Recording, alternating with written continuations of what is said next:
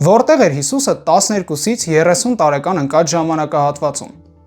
Արդյոք նա գնացել էր Հնդկաստան, Տիբետ կամ Եգիպտոս գաղտնի գիտելիքներ սովորելու։ Այս հարցը շատերին է հետաքրքրում,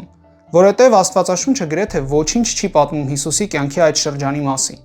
12 տարեկանում մենք տեսնում ենք նրան Երուսաղեմի տաճարում, իսկ հետո կրկին հանդիպում ենք մոտ 30 տարեկանում, երբ սկսեց իր ծառայությունը։ Հենց այս լռության պատճառով առաջացել են բազմաթիվ տեսություններ։ Ամենահայտնին այն է, որ Հիսուսը իբրև թե գնացել է Հնդկաստան եւ այնտեղ սովորել բուդդայական վանականների մոտ։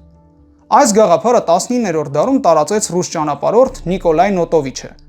Նա պնդում էր, թե Տիբեթի մի վանքում գտել է մի հին ձեռագիր, որտեղ ներկայացված էր Հիսուսի Հնդկաստան կատարած ճանապարհորդությունը։ Բայց այստեղ մի մեծ խնդիր կա։ Երբ պատմաբանները հետագայում ստուգեցին նրա պատմությունը, պարզվեց, որ այդ վանքի վանականները հերքել են, թե Նոտովիչը ընդհանրապես նման ձեռագիր է տեսել իրենց մոտ։ Հետագայում այլ հետազոտողներ նույնպես չկարողացան գտնել այդ ձեռագիրը կամ հաստատել դրա իսկությունը։ Այսօր պատմաբանների մեծամասնությունը Նոտովիչի պատմությունը համարում է անհիմն եւ ոչ պատմական։ Իսկ ինչ են ասում ամենահին աղբյուրները։ Աստվածաշունչը ներկայացնում է, որ տաճարից հետո Հիսուսը վերադարձավ Նազարեթ եւ ապրում էր ծնողների հետ, աճում էր իմաստությամբ ու շնորհով եւ հնազանդ էր նրանց։ Ավելի ուշ, երբ նա սկսեց իր ծառայությունը, մարդիկ նրան ճանաչում են որպես Նազարեթի բնակիչ եւ Հյուսնի որդի։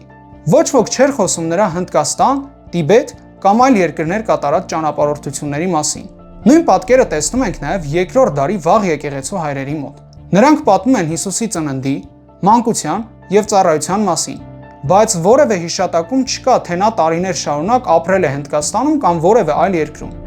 Ուրեմն, որտեղ էր Հիսուսը 12-ից 30 տարեկան ընկած ժամանակահատվածում։